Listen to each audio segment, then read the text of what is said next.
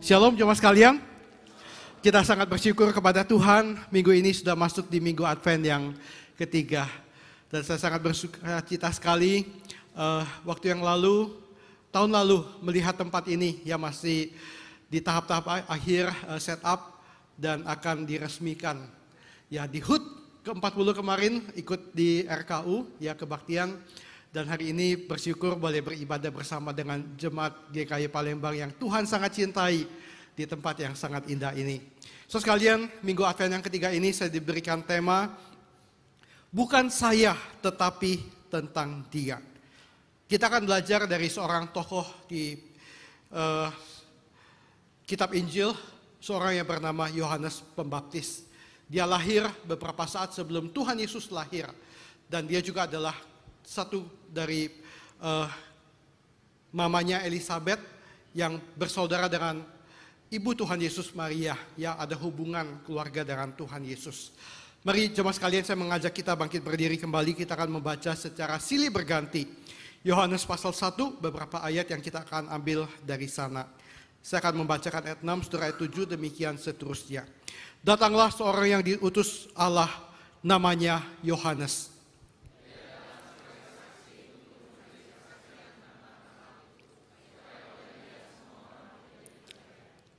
Ia bukan terang itu, tetapi ia harus memberi kesaksian tentang terang itu.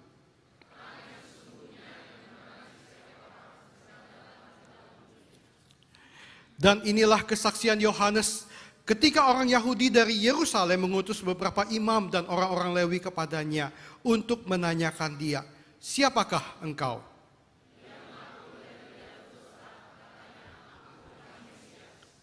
Lalu mereka bertanya kepadanya, kalau begitu siapakah engkau? Elia? Dan ia menjawab, bukan. Engkau kan nabi yang akan datang? Dan ia menjawab, bukan.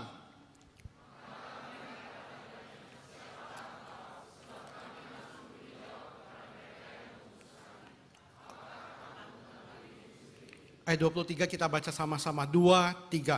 Jawabnya, akulah suara orang yang berseru-seru di padang gurun.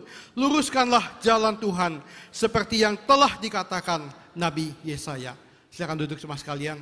Diberkatilah setiap kita yang membaca firman Tuhan, merenungkannya, memahaminya, melakukannya dalam kehidupan ini, dan menyimpannya dalam hati sebagai prinsip yang teguh dalam kehidupan setiap kita. Saudara sekalian, di dalam kisah Natal ini, kita bisa belajar dua prinsip yang sangat penting dalam hidup manusia. Di dalam hidup sehari-hari kita menemukan ada dua tipe manusia. Baik di dalam marketplace, di dunia sekuler, maupun juga dalam kehidupan iman, kehidupan spiritualitas kita. Dua karakter ini selalu ada dan bahkan dua-duanya ada di dalam diri kita yang terus bertarung dan terus kita gumuli. Karakter pertama adalah selfishness atau egois. Bahasa Mandarin adalah 自私. Ya, orang yang egois, dia selalu berpusat kepada dirinya sendiri. Segala sesuatu adalah untuk kepentingannya sendiri. Beberapa hari yang lalu saya membaca sebuah berita kejadian di Palembang ini. Mahasiswa kedokteran dari Unsri. Ada banyak anak koas yang praktek di rumah sakit dan biasanya menjelang akhir tahun itu UGD itu penuh. Ya karena malam tahun baru itu banyak yang mabok. Ya lalu kemudian kecelakaan di jalan, main kembang api, gak hati-hati, tangannya ikut meledak begitu sehingga buntung begitu. Biasa dokter-dokter koas mengatakan, Muslim kami kalau malam tahun baru itu gak tidur. Ya kalian enak bisa begadang, bisa ibadah di gereja, bisa makan barbeque begitu. Kita dokter koas itu jaga di rumah sakit bahkan bukan cuma 24 jam, 48 jam. Bahkan lebih. Ya kami gak tidur. Ada waktu sedikit curi-curi, merem sebentar 15 menit, bangun lagi dan bertugas lagi. Lelah sekali. Nah, so sekalian berita ini adalah begini. Ada seorang kakak tingkat senior yang adalah koas, dia dipukul sama seorang supir dari koas yang lebih junior dari dia. Mengapa? Karena koas yang junior ini seorang anak cewek yang adalah anak pejabat, yang katanya cukup berkaya begitu. Nah, Mengapa? Karena adik tingkatnya ini nggak seneng ketika dia menjadwalkan dan anak ini ikut dijadwalkan ya antara 25 Desember sampai tahun baru itu dia juga kena jadwal. Dan dia minta ganti, udah diganti gimana pun tetap namanya ada. Nah anak ini bokam-guan gitu. Dia bilang saya ini mau diajak orang tua saya liburan ke Eropa. Kamu jadwalin saya, mana bisa saya gitu ya. Dan itu adalah tugas kewajiban dia. Sehingga ketika mamanya yang adalah istri big boss begitu, pejabat ya, istri pejabat yang datang ngomong-ngomongin, dia hanya diam, ada kelas ini supirnya nggak seneng pukulin dia, pok pok pok gitu. Di video akhirnya viral dan hari ini menjadi sebuah kasus yang besar. So sekalian kita bisa melihat di sini seorang dokter yang harusnya panggilannya adalah untuk melayani masyarakat. Tetapi karena dia berfokus kepada kepentingannya, gua mesti liburan. Gua mau ke Eropa dengan orang tua gua. Ya orang tuaku sanggup belikan tiket jalan-jalan ke Eropa. Gua nggak mau tugas, ini nggak enak ini. Ya apalagi malam tahun baru begadang di rumah sakit di UGD itu nggak enak banget. Ya selfish dan orang lain dikorbankan. So sekalian kejadian ini ada di Palembang, terjadi di Palembang. Karakter yang kedua adalah selflessness, adalah tidak mementingkan diri sendiri. Bahasa Mandarin adalah wusu. Ya. So sekalian hari ini kita sangat bersyukur kalau kita bertemu dengan teman yang selfless. Ya teman yang tidak mementingkan diri sendiri, tidak egois. Ya apa-apa oke, gue dukung kamu. Ya gue beri semangat kamu. Dan saya percaya di dalam hidup kita, di keluarga kita punya ya orang-orang pribadi-pribadi yang selfless. Salah satu yang saya bisa katakan sangat selfless dan sering kita temukan di keluarga-keluarga adalah mama.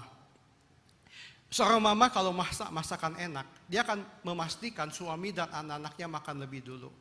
Anak-anak tanya, mama nggak makan ya? Enggak, mama sudah kenyang, sudah makan kok gitu ya. Kalau dia masak ayam goreng begitu, beli 1 ekor ayam, anaknya 3, suami dapat paha 1, anak pertama dapat dada kanan, anak kedua dada kiri, anak ketiga dapat paha lagi. Mamanya apa? Makannya ceker dan leher. Kalau sayap dapat syukur-syukur. Kalau enggak, anaknya mau sayap pun, udah makan aja nak, mama udah kenyang kok. Mama itu paling selfless.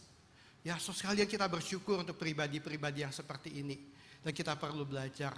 Teman-teman yang hari ini duduk sama istri, boleh tepuk-tepuk istrinya, thank you ya ma, kamu selalu selfless, pengorbananmu luar biasa ya. Ayo silakan tepuk-tepuk istrinya ya. Ucapan terima kasih ya, Anda sudah menikah sekian tahun, sekian belas tahun, sekian puluh tahun. Istrimu melayani dengan luar biasa ya, dengan selflessness yang ada. Kita harus belajar hal ini. Dan kita senang kalau di gereja rekan pelayanan kita adalah orang yang selfless. Ya dia akan mengutamakan teamwork, dia akan mengutamakan jemaat, dia akan mengutamakan kemuliaan Tuhan. Tapi kalau kita ketemu orang yang selfish, aduh pusing gitu ya. Begitu dapat jadwal, sorry ya ini gua nggak bisa, gua mau ganti, gua nggak mau pokoknya, gua nggak mau tahu gitu. Nah sulit. So sekalian di dalam kisah Natal pertama, kita belajar di dalam Alkitab. Ketika saya membaca ulang kisah-kisah Injil di Natal pertama, saya melihat dari sudut pandang ini, saya menemukan bahwa Natal yang pertama dipenuhi dengan orang-orang yang selfless, yang hanya berfokus untuk memuliakan Tuhan.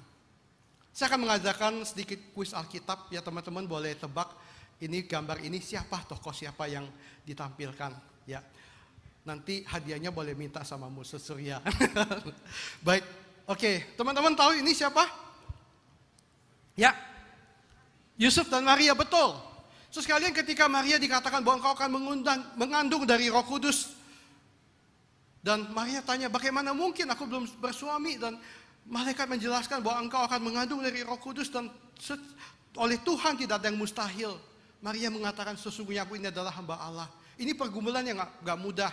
Yusuf dia ketahui bahwa tunangannya sudah hamil. Dia akan menceraikan diam-diam karena dia tidak ingin seorang tunangan yang tidak setia. Tapi ketika malaikat memberitahu, janganlah engkau menceraikan Maria sebab anak yang dikandungnya dari Roh Kudus dan dia akan menjadi juru selamat Israel. Yusuf melakukan seperti yang Tuhan perintahkan. Mereka selfless sekalian, mereka bergumul dalam segala hal yang ada. Mereka melakukan hanya untuk agenda dan rencana Tuhan. Ini siapa?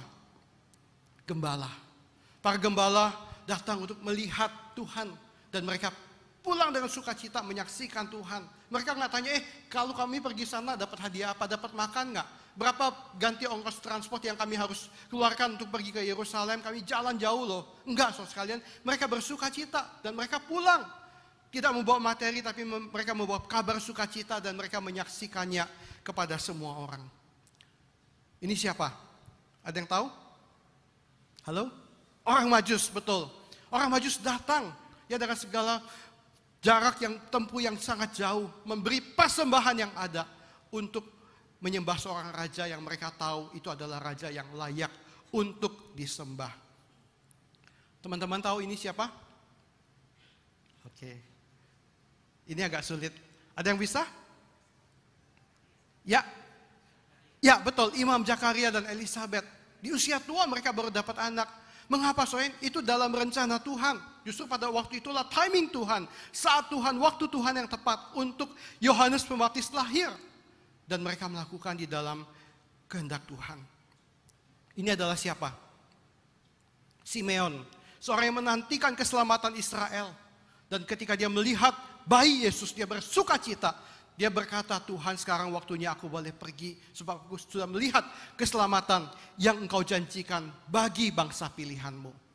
Dan yang terakhir adalah Nabi Yohana. Yang ketika melihat bayi Yesus, dia juga bersuka cita. Alkitab mengatakan seumur hidupnya dia tinggal di bait Allah, berdoa dan berpuasa setiap hari bagi Israel. So sekalian, orang-orang ini adalah orang yang selfless. Dan hari ini kita bertemu dengan satu tokoh namanya Yohanes Pembaptis. Kita akan belajar, ya saudara sekalian, sesuai tema khotbah hari ini.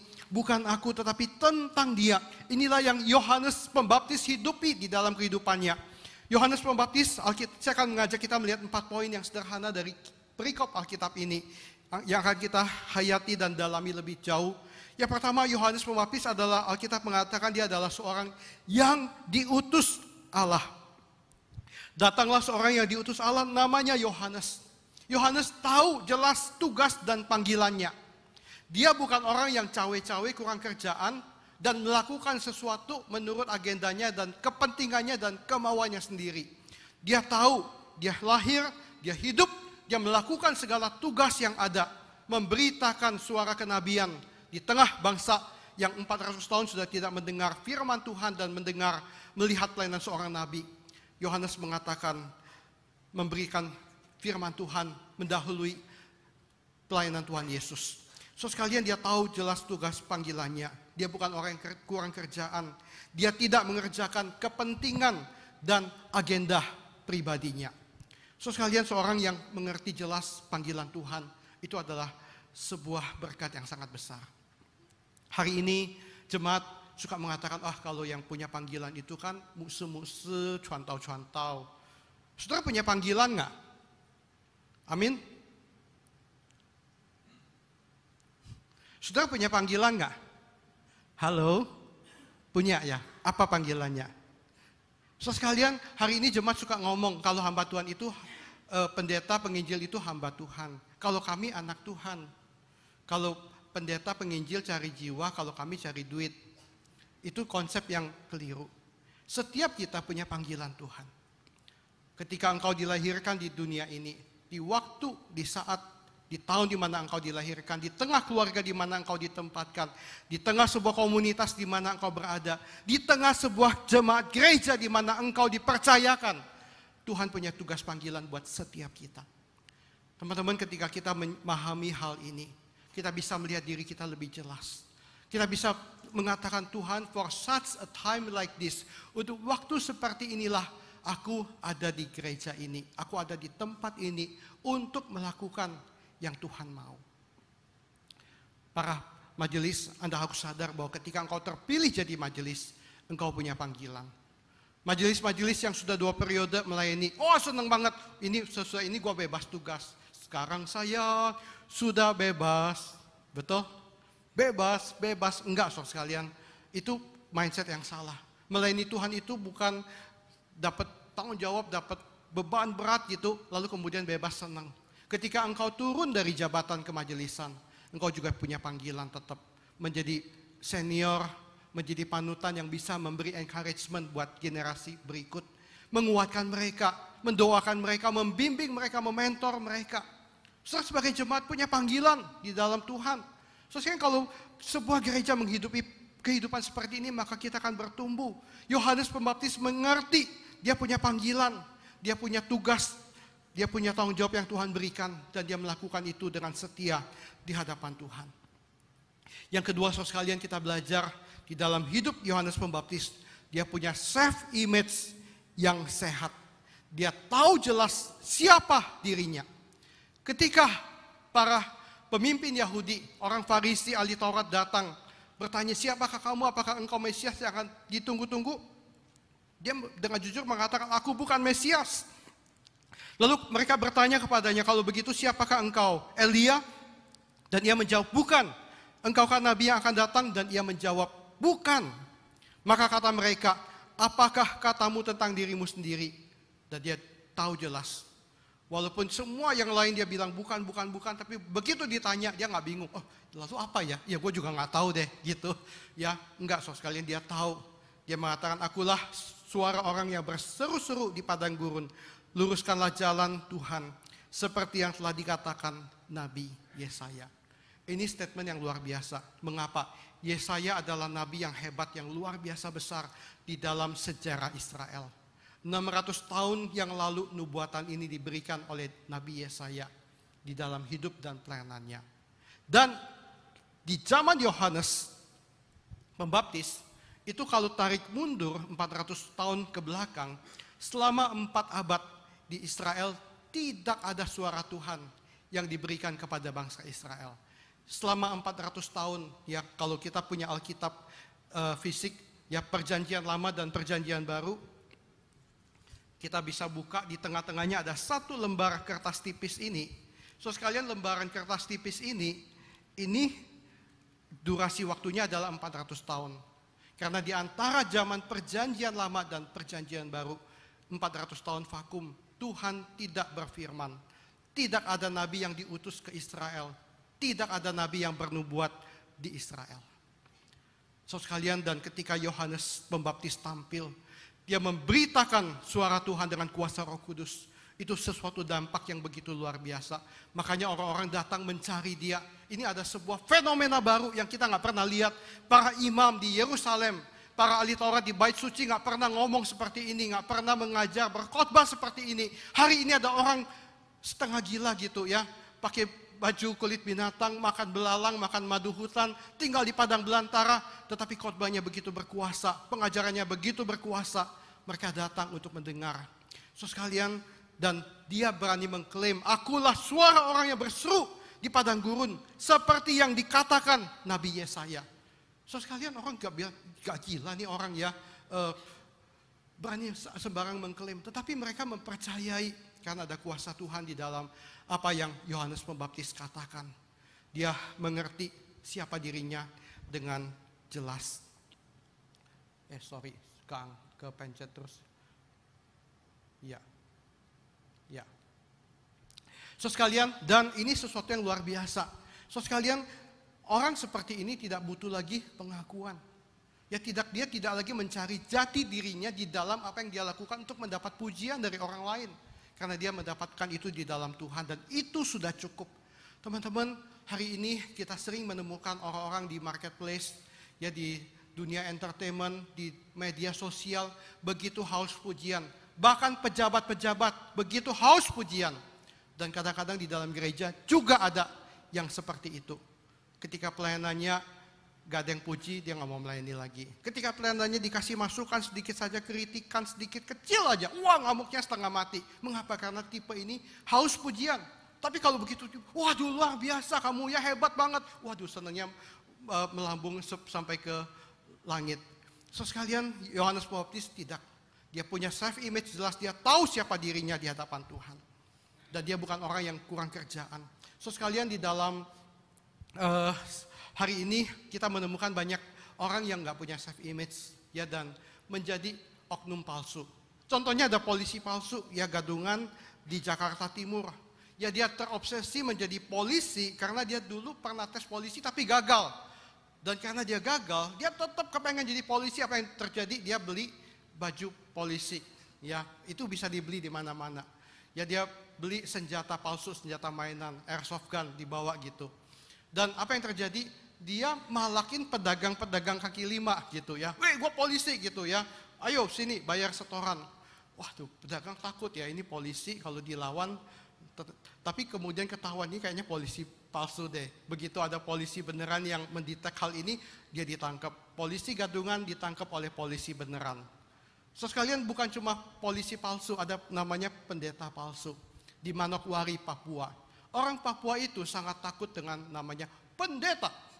Kalau beta pendeta gitu ya, waduh takut sekali. Dan si orang ini mengaku pendeta, dia bisa menipu tokoh masyarakat sampai ratusan juta rupiah. Hanya mengklaim dirinya pendeta, tapi kemudian ditangkap juga. Orang-orang ini adalah orang yang tidak tahu siapa diri mereka, tidak tahu identitas mereka, tidak punya self image yang jelas, dan melakukan sesuatu yang palsu. Yohanes Pembaptis adalah orang yang tahu panggilannya, orang yang tahu jelas siapa dirinya.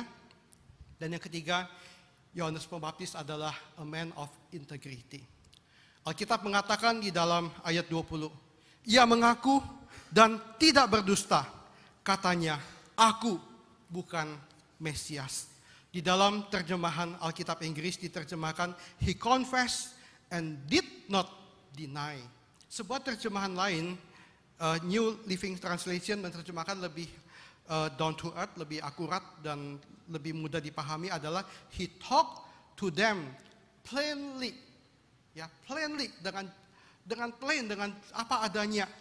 Di dalam terjemahan Mandarin dikatakan ta qiu ming suo. Ya, ming suo itu mengatakan dengan jelas, dengan gamblang, dengan apa adanya, tidak dibuat-buat. So sekalian, integritas adalah satu hal yang sangat berharga. Ya, sepanjang zaman, bahkan lebih berharga lagi di zaman modern ini. Mengapa? Karena ini adalah sebuah barang langka yang sulit kita temukan di marketplace, di masyarakat luar, di pemerintahan sekalipun. Hari ini begitu banyak permainan politik, kepalsuan, kebohongan, artifisial, basa-basi, apa yang dikatakan tidak sama dengan di dalam hati kita. Dan itu adalah sesuatu yang sangat menyedihkan. Di dalam pemerintahan kita melihat kebohongan pejabat yang ada, yang ternyata di belakang hari mereka begitu korup, mereka begitu jahat, mereka begitu bobrok. Tapi hari ini kita bersyukur saudara sekalian, di dalam kisah Alkitab Tuhan memberi kita teladan yang baik. Hari ini bahkan ada orang mengatakan, bahkan di dalam gereja pun integritas adalah barang langka yang tidak selalu ditemukan di semua gereja. Saya berdoa di tempat ini, teman-teman hidup berjalan dalam integritas. Apa yang kita lakukan adalah sama dengan isi hati kita. Dan kita bukan orang yang pandai berdiplomasi, ya, bermuka dua, berlidah bercabang, dan palsu. Ketika orang memberikan pengakuan-pengakuan yang begitu tinggi, apakah engkau Mesias, apakah engkau salah satu nabi, dia mengatakan bukan, bukan, dan bukan. Dia tahu jelas siapa dirinya. Dia tidak mengatakan, gila kesempatan ini. Begitu banyak orang yang datang cari gua. Ini gua udah ngetop naik daun. Kalau zaman sekarang itu berarti channel YouTube-nya udah jutaan follower. Ya, media sosialnya udah jutaan follower, ratusan ribu follower. Waduh, luar biasa. Kalau dia mau memanfaatkan ketenaran ini, dia bisa mengatakan, akulah Mesias itu. Akulah salah satu nabi itu. Nabi Yesaya sudah menubuatkan tentang aku. Orang akan hormat sama dia. Dan dia minta apapun akan diberikan. Tapi Yohanes Pembaptis bukan orang seperti itu. Dan Alkitab mengatakan, he talked to them plainly, dengan jelas. Aku bukan Mesias. Yang kedua, saudara sekalian, orang yang seperti ini tidak takut untuk mengatakan kebenaran. Dia berani menegur dosa orang-orang Farisi dan ahli Taurat. Dia berani bahkan menegur dosa seorang raja yang melakukan dosa perzinahan yang sangat bejat. Dan akibat tegurannya dia masuk penjara. Teman-teman, seorang yang mengenal Tuhan dengan jelas dan memahami siapa jati dirinya dengan jelas, dia punya sebuah keberanian dan keteguhan hati untuk mengatakan kebenaran. Dan dia tidak takut dengan itu. Ketika orang Yahudi datang di padang gurun mencari dia, mendengarkan dia, ini yang Yohanes Pembaptis katakan kepada mereka. Lalu ia berkata kepada orang banyak yang datang kepadanya untuk dibaptis. Katanya, "Hai kamu, keturunan ular beludak, siapakah yang mengatakan kepada kamu, melarikan diri dari murka yang akan datang? Jadi hasilkanlah buah-buah yang sesuai dengan pertobatan." Ketika orang datang mencari dia mengatakan, aduh selamat datang ya, waduh senang sekali kamu luar biasa, kamu datang jauh-jauh, sini saya layani, kamu mau baptis, oke saya baptis kamu gitu, Tuhan berkati ya gitu. Tetapi di tengah sebuah situasi kondisi zaman yang sangat bobrok, dan dia tahu bahwa orang-orang yang datang belum sepenuhnya diubahkan, ditransformasi untuk takut akan Tuhan dan hidup dalam kekudusan, dia tidak berbahasa basi, dia ngomong dengan kalimat yang begitu kasar. Hari ini kalau ada hamba Tuhan ngomong, "Hei kamu ular beludak," saudara bisa ngamuknya setengah mati. Gila itu gereja ya, hamba Tuhan kurang ajar banget gitu, memaki saya ular beludak begitu ya. Ketika engkau berdosa dan dosamu ditegur oleh hamba Tuhan, baik itu di mimbar maupun juga secara pribadi lewat konsel 4 mata, belum tentu ada semua orang bisa menerima. Ada orang yang ketika ditegur dosanya, dia mengatakan, "Oke, musuh gua tahu yang gue lakukan ini bersalah." Ketika dia berzina dan dia belum mau tinggalkan perzinahannya, dia bilang, "Gue tahu semua yang musuh mau ngomong, tapi musuh gak usah ngomong sekarang. Musuh pulang dulu. Nanti satu hari kalau saya butuh, saya akan panggil Anda." Satu hal yang sangat menyedihkan adalah dia terus hidup dalam dosanya, dan ketika dia mulai berubah mau bertobat, ya terjadi pandemi COVID dan dia meninggal di tengah-tengah pandemi itu. Saya tidak tahu, orang ini bukan di GKY, tapi saya tahu kisahnya dengan jelas karena gembalanya adalah teman saya. Gembalanya pulang dengan hati yang sedih dan hancur. Saya tidak tahu apakah di akhir hidupnya orang itu betul-betul sudah bereskan bertobat yang memulihkan kepahitan hati anak-anaknya dan istrinya. Tetapi itu yang terjadi. Yohanes Pembaptis orang yang berani menegur dosa dan mengatakan, "Hasilkanlah buah-buah yang sesuai dengan pertobatan."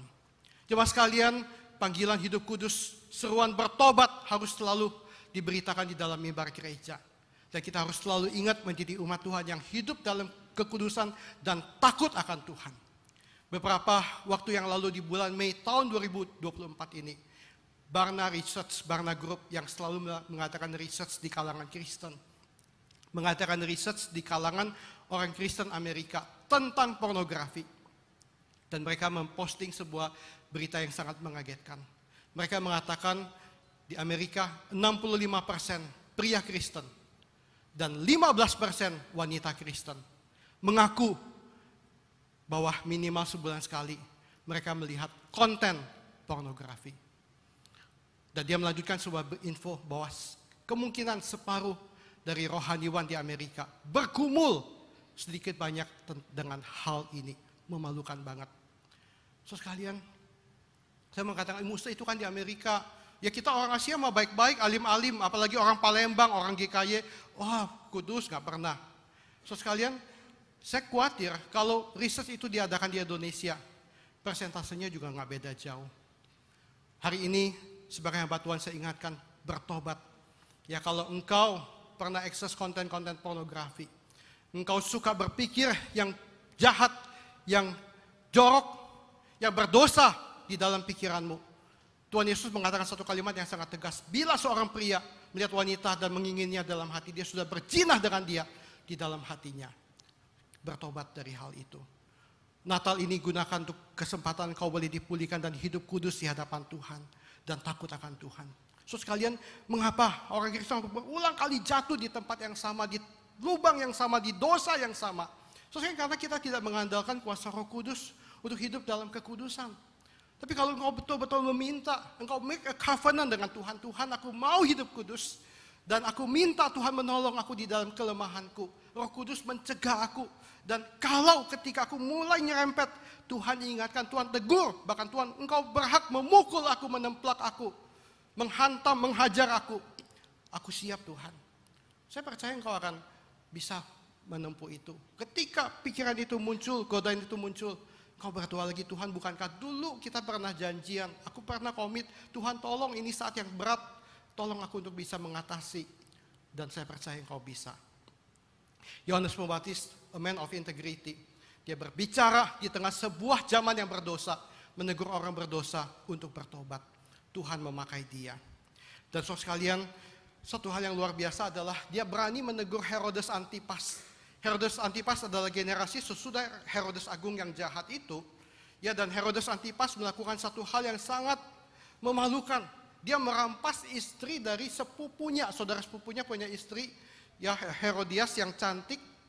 Dan melihat Herodias yang cantik ini, yang sudah menjadi istri dari sepupunya, karena dia punya kekuasaan yang lebih tinggi, power yang lebih besar, dia ambil itu wanita menjadi istrinya.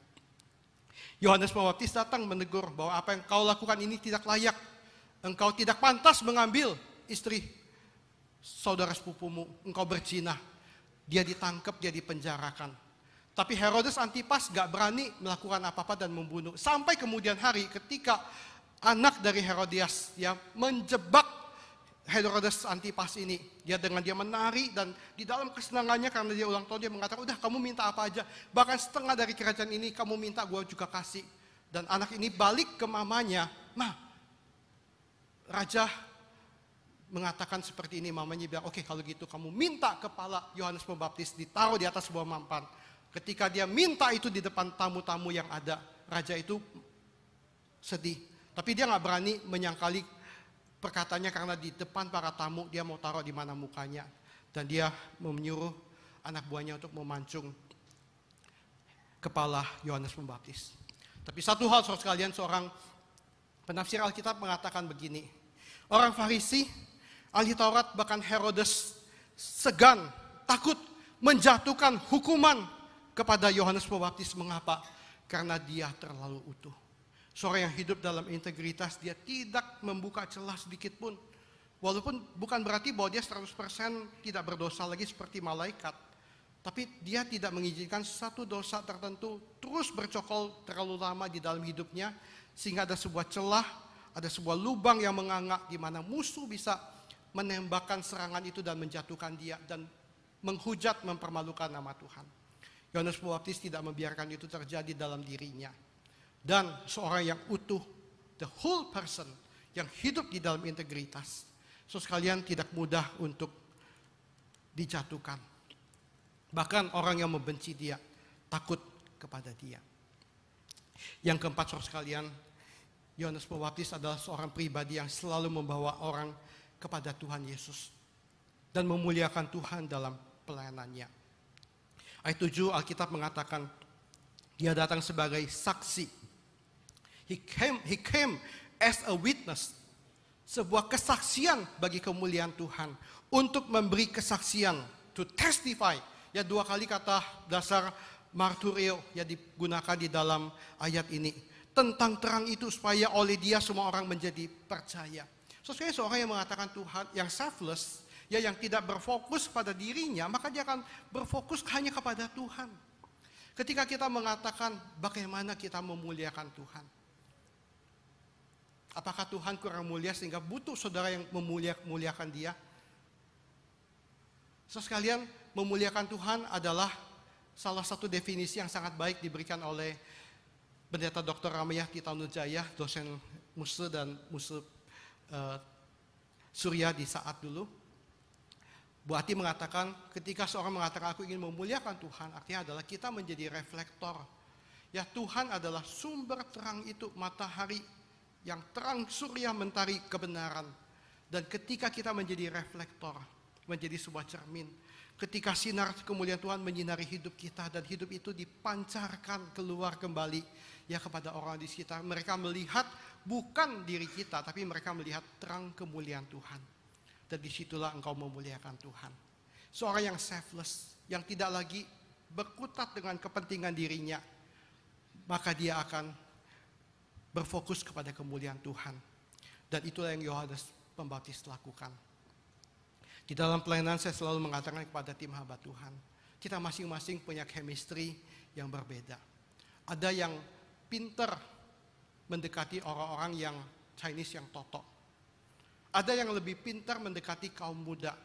Ada yang lebih pintar mendekati teman-teman kita dari suku-suku, ya berbagai suku di Indonesia, orang Batak, orang Jawa, orang Manado, dan orang apa. Mari kita memakai karunia kita masing-masing ya untuk kemuliaan Tuhan. Itu apa? Bahwa ketika kita dekat sama seseorang, kita bawa orang bukan kepada diri kita, tapi bawa orang kepada Tuhan Yesus. Ketika semua orang di dalam gereja melakukan itu, kita nggak usah takut ada kubu A, kubu B, kubu C. Oh, kubu yang ini lebih dekat kepada hamba Tuhan A. Kubu ini, oh ini gengnya hamba Tuhan B. Kubu ini gengnya hamba Tuhan C. Kalau itu yang terjadi, cilaka. Karena kita selfish, kita berfokus pada diri. Kita dekatin orang untuk membawa diri orang pada diri kita. Tapi kalau kita semua, ya baik hamba Tuhan, baik majelis, baik aktivis, mencari orang, mencari jiwa dan dibawa kepada Tuhan Yesus, maka kita nggak khawatir ada perpecahan, ada friksi di dalam gereja. Mengapa? Karena semua orang datang kepada Tuhan. Dan inilah yang Yohanes Pembaptis lakukan. Di dalam hidupnya yang sederhana, dia membawa orang kepada Tuhan. Dia memberi kesaksian tentang terang itu, supaya oleh dia semua orang menjadi percaya. Teman-teman, saya rindu biarlah ini menjadi satu fokus kita di hari Natal ini. Kita sudah masuk di awal minggu Advent yang ketiga. Itu berarti bahwa masih ada seminggu lebih ya. 9 hari lagi, 10 hari lagi kita akan masuk di hari Natal. So sekalian mari kita pakai 9 sampai 10 hari yang berharga ini dengan baik. Kita boleh doakan, Tuhan kalau boleh berikan aku kesempatan untuk membawa jiwa datang ke gereja, datang kepada Tuhan. Teman-teman, kalau kita mengerti apa definisi Injil. Injil itu artinya adalah ketika kita begitu takjub kepada keajaiban kasih karunia Allah. Kita yang begitu berdosa, yang tidak layak, yang sepantasnya binasa, tapi Tuhan masih sayang sama kita. Bahkan saking sayangnya dia memberi anaknya yang tunggal untuk, bukan cuma untuk datang, tapi untuk mati, untuk dikorbankan, menggantikan kita. Menerima kutuk dosa itu, supaya kita boleh menjadi anak-anaknya kembali dan diselamatkan. So, ini adalah sebuah keajaiban yang luar biasa. Yang malaikat-malaikat aja gak bisa habis pikir. Gak make sense. The King of Kings and the Lord of Lords melakukan ini bagi makhluk ciptaan yang udah begitu bejat dan kurang ajar. Kita aja malaikat kalau jatuh dalam dosa dibuang dan tidak ada karya keselamatan bagi malaikat. Tapi untuk itu kurang ajar, itu Homo sapiens, ya bahasa saintifik, ya manusia, ya yang diciptakan keturunan Adam Hawa yang begitu asam dan kurang ajar sama Tuhan. Kita lihat aja udah gregetnya setengah mati, tapi Bapa di surga masih begitu sayang. So sekalian mereka kaget dan mereka tidak bisa mengerti. Tapi mestinya untuk engkau dan saya yang mengalami itu, kita bisa mengerti. Itulah Injil. Dan sekalian ketika kita mengerti hal itu, mestinya kita passionate, Tuhan, ini begitu luar biasa. Aku ingin menyaksikan ini kepada semua orang di sekitarku. Kalau Anda ketemu tempat makan yang baru, yang enak, Hauce Sencingping, banyak, murah, meriah. Saudara, apa yang saudara akan lakukan? Saudara foto-foto, upload di medsos, kirim di WA group, ini gua makan makanan enak gitu ya. Bandeng, pindang bandeng, pempek, apalagi, macam-macam deh, makanan barat, Chinese sampai tradisional, ya, wah kita posting, kita sharing. Wah kalau orang tanya kita rekomen luar biasa. Urusan makanan aja yang Hauce Sencingping saudara lakukan dengan semangat. Urusan keselamatan yang berdampak sampai ke dalam kekekalan. Miliaran dan triliunan tahun yang akan datang, engkau menikmati hadirat Tuhan yang kau kasihi. Menjadi anak kesayangan Tuhan. Yang dia terima di hadiratnya, kita kok gak berani saksikan itu. Mari teman-teman, saya berdoa di Natal ini. Natal bukan tentang kita. Natal bukan tentang, wah gue mau nanti duduk di tempat yang nyaman. Saudara mulai pikir-pikir nih, nanti ya di 24 Desember apa 25, duduk di mana? Duduk di ruangan ini atau di RKU. Ya RKU katanya AC-nya lagi rusak. Wah jangan-jangan nanti panas, gak enak keringetan. Mending gua cepat-cepat kesini, AC-nya dingin. Walaupun lihatnya di layar gak apa-apa deh. Yang penting gua enak duduknya. Amin. Oh enggak ya, oke. Puji Tuhan. Ya. So sekalian, Natal bukan tentang acara. Wah acaranya bagus gak? Kalau acaranya gak bagus kita komplain. Ini gereja gimana tahun ini, panitia gak becus. Bikin acara gak enak, gua gak seneng nih. Waduh. So sekalian, Natal bukan tentang kita. Natal itu adalah tentang Tuhan. Bukan tentang kita, tetapi tentang Dia. Dan bukan untuk kepentingan kita. Walaupun kita semua berdoa, Natal ini mau kita lebih dekat selangkah lagi dengan Tuhan. Tapi Natal adalah waktu di mana seperti Yohanes Pembaptis, kita mengkisahkan karya keselamatan itu supaya semua orang menjadi percaya kepada Tuhan. Saya percaya kalau Anda memakai waktu yang ada ini berdoa, minta kepada Tuhan. Tuhan, tolong pertemukan aku dengan seseorang yang aku boleh doakan. Aku boleh ajak dan undang datang di GKY Palembang pada malam Natal atau pada ibadah hari Natal. Dan Tuhan pakai pemberitaan firman Tuhan. Doakan pendeta yang akan berkhotbah juga. Tuhan urapi dia dengan kuasa Roh Kudus supaya firman Tuhan boleh berbicara di dalam hati orang yang saya bawa itu. Saya percaya Tuhan bisa bekerja. Anda tidak usah jadi seorang pengkhotbah sehebat Billy Graham untuk berkhotbah KKR membawa orang bertobat. Tapi engkau melakukan bagianmu, memberi perhatian yang tulus, membawa dengan setia. Tuhan akan pakai itu. Cuma sekalian biarlah Natal ini kita boleh berjumpa kembali dengan Tuhan. Natal bukan tentang siapa kita, tapi tentang Tuhan. Dan biarlah Tuhan dimuliakan. Seorang penafsir Alkitab mengatakan tentang Yohanes Pembaptis, dia mengatakan begini. Yohanes Pembaptis sepanjang hidupnya tidak pernah melakukan satu mujizat pun. Teman-teman kalau melihat, yang Musa, nabi yang hebat melakukan mujizat. Elia, Elisa melakukan mujizat. Tuhan Yesus melakukan mujizat. Tapi Yohanes Pembaptis tidak melakukan mujizat. Tetapi semua yang dia lakukan dalam hidupnya memberikan impact atau dampak yang begitu besar, yang melebihi kalaupun sebuah mujizat terjadi di dalam hidupnya. So sekalian, hari ini biarlah dampak yang seperti ini juga boleh dipancarkan lewat hidupmu dan Tuhan boleh memakai engkau. Mari kita berdoa.